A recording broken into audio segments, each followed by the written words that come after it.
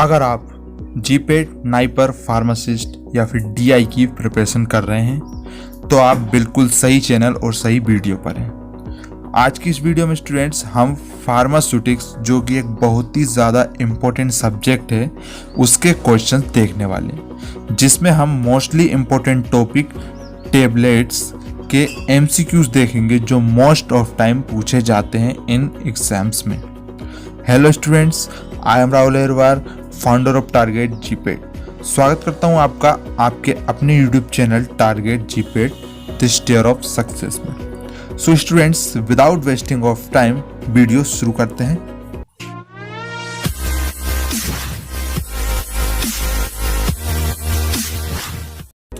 चलिए बात करते हैं सबसे पहले टेबलेट के एमसीक्यूज में। पहला जो हमारा क्वेश्चन दिया हुआ है, the manufacture of tablet by direct compression entails. जब हम टेबलेट का डायरेक्ट कंप्रेशन द्वारा मैन्युफैक्चरिंग करते हैं तो उसमें हम यूज़ कौन सी प्रोसेस करेंगे? Waiting and drawing process, drawing blending and compression process, dry granulation process या फिर स्लगिंग प्रोसेस।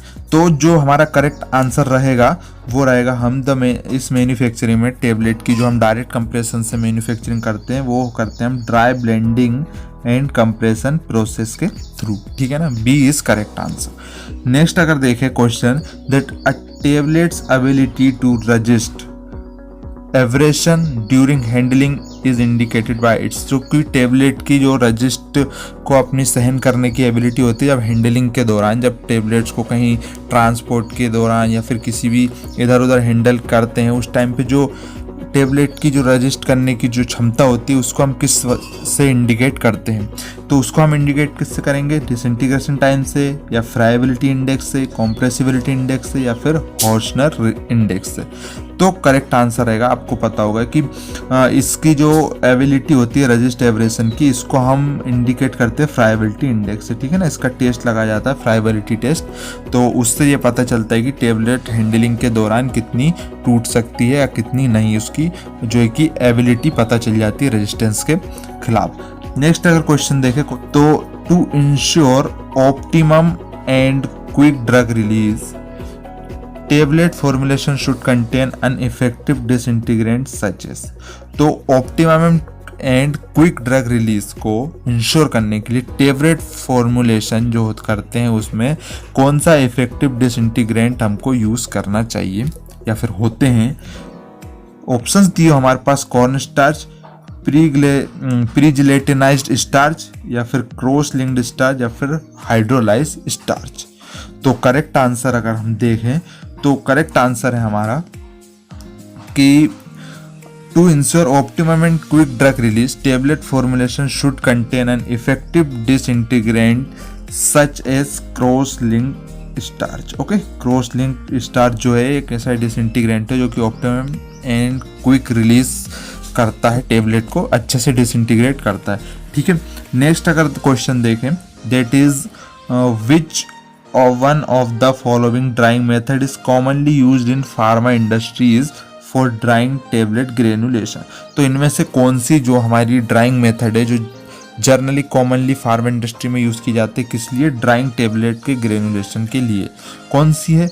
ऑप्शंस देखेंगे, tunnel drawing, fluid bed drawing, microwave drawing, या फिर फ्रीज ड्राइंग। तो करेक्ट आंसर इसका है हमारा, जो कि जर्नली मेथड वो यूज़ की जाती है फार्मा इंडस्ट्री में ड्राइंग टेबलेट ग्रेनुअल्स को बनाने के लिए, वो होती है हमारी fluid bed drawing. Okay, fluid bed drawing use की जाती है। ठीक है ना, अगला क्वेश्चन देखते हैं, higher friability value of tablet resemble. जिस भी टेबलेट की फ्राइबिलिटी वैल्यू ज़्यादा होगी उसका मतलब होगा हमारा क्या? Use of deep concave punches, use of worn punches, very dry granules contain less than 2 to 4% moisture, या फिर ऑल ऑफ दी अबव। तो करेक्ट आंसर की अगर बात करें तो इसमें रहेगी, अगर किसी भी टेबलेट की फ्राइबिलिटी वैल्यू ज़्यादा है तो इसका मतलब ये है कि हमने उसमें डीप कॉनकेव पंचेस को यूज़ किया है। ठीक है ना, और उसमें वॉर्न पंचेस यूज़ हुए हैं, और वेरी ड्राई ग्रेन्यूल्स कंटेन मतलब बहुत ही ज़्यादा जो थे ग्रेन्यूल्स सूखे थे जिनमें 2 से 4% मॉइस्चर था। इसका मतलब कि ऐसी टेबलेट्स जो हैं इसका ऑल ऑफ दी अबव आएगा, जिसकी हाई फ्राइबिलिटी होगी उसमें ये सारी कंडीशन अप्लाइड होंगी, जिसकी वजह से उसकी फ्राइबिलिटी वैल्यू ज़्यादा होगी। ठीक है, नेक्स्ट अगर क्वेश्चन की बात करें, instruments have been developed for measuring tablet hardness include. तो जो टेबलेट की हार्डनेस को मेज़र करने के लिए इंस्ट्रूमेंट डेवलप हुआ है, कौन सा हमारा, stroke tester, Heberlein tester, Vanderkamp tester और ऑल ऑफ दी अबव। तो करेक्ट आंसर क्वेश्चन नंबर 16 के लिए देखें तो जो टेबलेट की हार्डनेस को मेज़र करने के लिए जो हमारा इंस्ट्रूमेंट है वो हमारे stroke tester, Heberlein tester, Vanderkamp tester, means all of the above, this is the correct answer. Okay, ये सारे ही हमारी टेबलेट की हार्डनेस को मेज़र करने के लिए यूज़ किए जाते हैं। नेक्स्ट क्वेश्चन देख लेते हैं, that is list of direct compressible diluent used in tablet formulation is given below except. तो ऐसे डाइल्यूएंट्स के जो कि डायरेक्ट कंप्रेशन में टेबलेट की फॉर्मुलेशन में यूज़ किए जाते हैं, उनमें से एक नहीं है। कौन सा नहीं है वो देखते हैं। हाइड्रस लैक्टोज नहीं है, स्प्रेडाइल लैक्टोज नहीं है, केनियस लैक्टोज नहीं है, स्टार्च 1500 ये नहीं है। तो करेक्ट आंसर अगर देखें तो हमारा जो कि एक्सेप्शन में है, जिसको डायरेक्ट कंप्रेशन डाइल्यूएंट यूज नहीं होता, वो हमारा hydrous lactose. Okay, hydrous lactose, this is the exception. Okay, बाकी ये हमारे spray dried lactose and hydrous lactose and starch 1500 ये हमारे डायरेक्ट कंप्रेसिबल डाइल्यूएंट हैं जो कि टेबलेट फॉर्मुलेशन में यूज करते हैं। ठीक है, अगला देख लेते हैं question, that is potential benefit associated with pharmaceutical granulation. Potential benefits हमारे एसोसिएट होते हैं फार्मास्यूटिकल ग्रेनुलेशन में कैसे? An improvement in powder flow, a reduction in capping tendencies, या फिर an increase in bulk density, या फिर ऑल ऑफ दी अबव।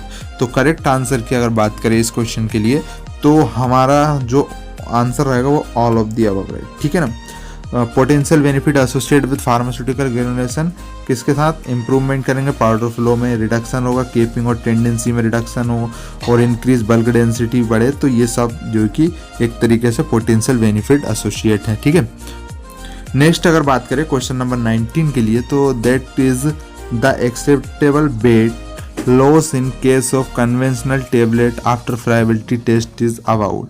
तो कितने वेट के लॉस को हम एक्सेप्ट कर सकते हैं, ठीक है ना, फ्राइबिलिटी टेस्टिंग के दौरान किसी भी टेबलेट का। तो यहाँ पर ऑप्शंस अगर देखें तो लेस देन 0.21% एक्सेप्ट होगा, या फिर मोर देन 0.5 to 1%, या फिर लेस देन 2 to 4%, या फिर मोर देन 2 to 4%। तो करेक्ट आंसर की अगर बात करें तो किसी भी टेबलेट में अगर फ्राइबिलिटी के दौरान हमारा वेट लॉस अगर लेस देन 0.5 to 1% हो रहा है तो वो एक्सेप्टेबल रहेगा। ठीक है ना, इससे ज़्यादा नहीं होना चाहिए, 1% से ज़्यादा लॉस नहीं होना चाहिए फ्राइबिलिटी टेस्टिंग के दौरान। ठीक है, अगला देख लेते हैं question, which one of the following is perform to assure uniform potency of tablets of low dose drug. तो इसमें से इन नीचे जो दिए टेस्ट में से कौन सा टेस्ट जो कि परफॉर्म करते हैं, किस लिए? ये अश्योर करने के लिए कि यूनिफॉर्म पोटेंसी फॉर टेबलेट, जो लो डोज की जो टेबलेट होती है उनमें जो कि ड्रग यूनिफॉर्मली डिस्ट्रीब्यूट हुई है। तो उसके लिए हम कौन सा टेस्ट यूज़ करेंगे? ऑप्शंस दिए हुए friability test, hardness test, content uniformity test, या फिर डिसइंटीग्रेशन टेस्ट। तो इसका तो नाम से ही पता चल रहा है कि अगर हमको यूनिफॉर्मिटी देखनी है हमारी एक्टिव ड्रग की तो वो हमको किस टेस्ट से पता चलेगी? Content uniformity test. इससे ये पता चल जाता है कि टेबलेट के पूरी टेबलेट में जो कि कंटेंट यूनिफॉर्मली डिस्ट्रीब्यूट हुआ है, कहीं पे ज़्यादा कहीं पे कम नहीं है। ठीक है, तो नेक्स्ट देख लेते हैं हम, that is list if sucrose based diluent used in the tablet formulation are given below except. तो नीचे कुछ लिस्ट दी हुई हैं सुक्रोज बेस्ड डाइल्यूएंट की जो कि टेबलेट फॉर्मुलेशन में यूज करते हैं, सिर्फ एक को छोड़कर। तो वो कौन सा है देख लेते हैं, सुगर टेप, एनयू टेप, डाइपेक और सोलू टेप। तो करेक्ट आंसर की अगर बात करें तो जो नहीं है, एक्सेप्शन जो है वो हमारा that is Solu tape. Okay, ये हमारा सुक्रोज बेस्ड डाइल्यूएंट नहीं है जो टेबलेट फॉर्मुलेशन में यूज कर सके हैं, तो ये नहीं है। बाकी ये तीनों को हम यूज करते हैं। ओके, तो चलिए अगला क्वेश्चन देख लेते हैं। अगला क्वेश्चन दिया हुआ हमारा, that which one of the following colours is not permitted to be used in drugs by the drugs and cosmetic act 1940। तो नीचे दिए हुए इनमें से कौन सा एक कलर जो है कि परमिट नहीं किया गया है ड्रग में यूज करने के लिए, किसके द्वारा? ड्रग एंड कॉस्मेटिक एक्ट 1940 के द्वारा। तो वो कौन सा कलर है, चलिए देख लेते हैं। ऑप्शंस हमारे पास दिए हैं क्लोरोफिल, राइबोफ्लेविन, टार्ट्राजिन और एमारेंथ। तो जो हमारा नहीं परमिट किया गया है वो है हमारा एमेरंथ। ओके, एमेरंथ को हम ये कलर को परमिट नहीं किया गया है ड्रग पे यूज करने के लिए ड्रग एंड कॉस्मेटिक एक्ट 1914 के द्वारा। अगला देख लेते हैं question, that is which of the following is a non enteric material. Okay, इनमें से कौन सा जो है कि नॉन एंटरिक मटेरियल है? तो ऑप्शंस हमारे पास दिए हैं cellulose acetate phthalate, shellac, hydroxy propyl methyl cellulose phthalate और या फिर यूड्राजिट ई। करेक्ट आंसर की बात करें तो जो हमारा यूड्राजिट ई है, it is the non metric enteric material, sorry, Eudragit E is a non enteric material. इसको मतलब जो है कि एंट्रिक कोटेड टेबलेट या फिर जो ऐसी टेबलेट जो इंटेस्टाइन में जाकर डिजोल्व होंगी उनमें यूज़ नहीं कर सकते। ठीक है, एंट्रिक मतलब इंटेस्टाइन। नेक्स्ट अगर देख ले तो क्वेश्चन नंबर 25 के लिए, तो that is list of enteric polymer are given below except. तो एंट्रिक पॉलीमर की लिस्ट दी हुई है, एक को छोड़कर। कौन सी ऑप्शन दिए हुए? यूड्राजिट ई, यूड्राजिट एल, यूड्राजिट एस और शेलेक। तो ये तो अभी हमने ऊपर देख ही लिया था, तो सेम ही क्वेश्चन आ गया। तो जो करेक्ट आंसर पता ही, यूड्राजिट ई, इसको हम एंट्रिक पॉलीमर यूज नहीं करते हैं ना, ये होता ही नहीं है। नेक्स्ट देख लेते, fast flow is the trade name of. तो जो फास्ट फ्लो है वो किस चीज़ का ट्रेड नेम है? तो जो हमारा ट्रेड नेम किसके लिए? हाइड्रस लैक्टोज के लिए, एनहाइड्रस लैक्टोज के लिए, स्प्रे ड्राइड लैक्टोज के लिए या फिर हाइड्रोक्सी इथाइल सेल्यूलोज के लिए। करेक्ट आंसर की बात करें तो ये जो हमारा फास्ट फ्लो जो है वो हमारा ट्रेड नेम है स्प्रे ड्राइड लैक्टोज के लिए। ठीक है, स्प्रे ड्राइड लैक्टोज के लिए है। नेक्स्ट अगर बात करें, list of non enteric polymer are given below except. Question repeat हो गया है। ठीक है, करेक्ट आंसर यूड्राजिट था हमारा। अगला क्वेश्चन देख लेते हैं, lozenges were originally termed as. तो ऑप्शन है हमारे पास पेस्टाइल, पेसारीज, प्लूरल एक्सट्रैक्ट और slugs. So lozenges were originally termed as pastilles. Okay, lozenges को पेस्टाइल्स भी बोलते हैं। अगला क्वेश्चन देखते हैं, question number 31, that is inadequate spreading of the coating solution on tablet core before drying causes. अगर tablet के ऊपर उसको सुखाने से पहले अगर हम कोटिंग सॉल्यूशन को स्प्रेड कर देते हैं तो उसकी वजह से क्या होगा? ऑप्शन दिए हो हमारे पास, ब्लिस्टरिंग, डल फिल्म होगी या फिर ऑरेंज पील इफेक्ट आ जाएगा या फिर क्रैकिंग हो जाएगी। तो करेक्ट आंसर जो रहेगा हमारा वो है, उसके कारण जो होगा हमारा ऑरेंज पील इफेक्ट आ जाएगा। ठीक है ना, अगर हम टेबलेट को बिना ड्राई किए उसका जो है कि सॉल्यूशन को कोटिंग सॉल्यूशन को उसके ऊपर स्प्रेड कर दे तो ऑरेंज पील इफेक्ट शो होने लगता है। नेक्स्ट अगर बात करें, question number 32, which one of the following is a cationic Eudragit. तो इनमें से कौन सा केटाइनिक यूड्राजिट है? ऑप्शंस दिए हमारे पास, यूड्राजिट एल, यूड्राजिट आर एल, यूड्राजिट एस और यूड्राजिट ई। करेक्ट आंसर की अगर बात करें इसके लिए तो हमारा जो केटाइनिक यूड्राजिट है वो हमारा यूड्राजिट ई है। ठीक है ना, यूड्राजिट ई इज अ केटाइनिक यूड्राजिट। अगला क्वेश्चन देख लेते हैं, that too rapid evaporation of the solvent from tablet coat में रिजल्ट। तो टेबलेट कोट पे से अगर जल्दी से सॉल्वेंट का एवोपरेशन हो जाता है, रैपिड एवोपरेशन हो जाता है, तो ये रिजल्ट कॉज कर सकता है हमारा ब्लूम, डल फिल्म, ब्लिस्टरिंग और हेजिंग। तो करेक्ट आंसर है, it may cause blistering. Okay, rapid evaporation of the solar from tablet coat में रिजल्ट ब्लिस्टरिंग। नेक्स्ट देख लेते हैं, that which one of the following is non ionic Eudragit. ऊपर हमसे केटाइनिक यूड्राजिट पूछे, यहाँ पर हमको नॉन आयनिक यूड्राजिट बताना है। तो ऐसा यूड्राजिट जिसपे कोई आयंस ना हो। ऑप्शन दिया हमारे पास, यूड्राजिट एल, यूड्राजिट एस, यूड्राजिट ई, यूड्राजिट आर एल। करेक्ट जो आंसर है हमारा तो वो हमारा यूड्राजिट आर एल जो होता है वो नॉन आयनिक यूड्राजिट होता है। नेक्स्ट देख लेते हैं, विच one of the following polymer freely soluble in gastric fluids. तो इनमें से कौन सा जो एक्रिक साइक्लिक पॉलीमर फ्रीली सोल्यूबल होता है गैस्ट्रिक फ्लूइड में? ऑप्शन है हमारे पास यूड्राजिट RL, Eudragit RS, यूड्राजिट L, यूड्राजिट E। Correct answer की अगर बात करें इसके लिए तो जो हमारा पॉलीमर एक्राई पॉलीमर जो कि फ्रीली सोल्यूबल होता है गैस्ट्रिक फ्लूइड में वो होता है हमारा यूड्राजिट E। बहुत ही ज़्यादा इम्पोर्टेंट है दोस्तों यूड्राजिट E। नेक्स्ट देख लेते that is Aerosil. Aerosil is the trade name for. Aerosil होता है वो किसका ट्रेड नेम होता है? कोलाइडल सिलिका का, स्टार्च कौन का, मैग्नीशियम स्टीरेट या फिर मिनरल ऑयल का। तो जो हमारा एरोसिल होता है इसका ये जो ट्रेड नेम होता है एरोसिल वो होता है हमारे कोलाइडल सिलिका का। ठीक है। 37 that Emdex and Celutab are widely use direct compressible diluent which are.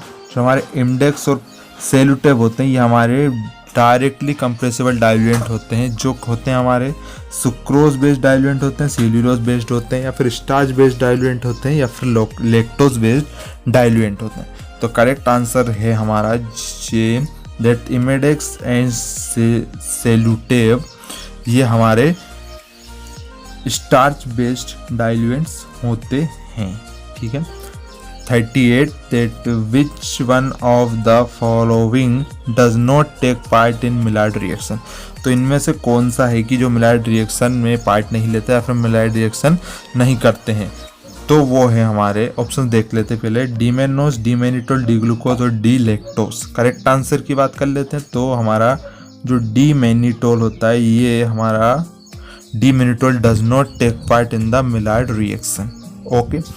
Second last question of this video, that is which one of the following is pH dependent control release excipient। तो नीचे दिए इनमें से कौन सा pH dependent control release excipient है?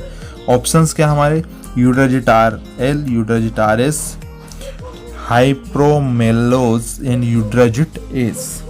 Correct answer तो वो है हमारा जो यूड्राजिट S है, यूड्राजिट S है ना, ये हमारा जो होता है pH dependent control release excipient होता है। Last question of this video that is list of super disintegrants used in tablet manufacturing is given below except. तो जो सुपर डिसइंटीग्रेंट की लिस्ट दी हुई है नीचे जो कि टेबलेट मैन्युफैक्चरिंग में यूज होते हैं एक को छोड़कर, कौन सा है?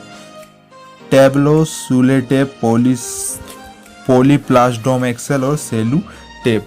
तो जो एक्सेप्शन है हमारा जो कि सुपर डिसइंटीग्रेंट नहीं है वो है हमारा Celutab. Okay, Celutab is not a super disintegrant. Okay students, तो आज हमने कि अबाउट 30 क्वेश्चन MCQs देखे हैं। उम्मीद है आपको पसंद आए होंगे। So that's all for today. Thank you for watching this video up to the very end. See you soon in the next video. Bye.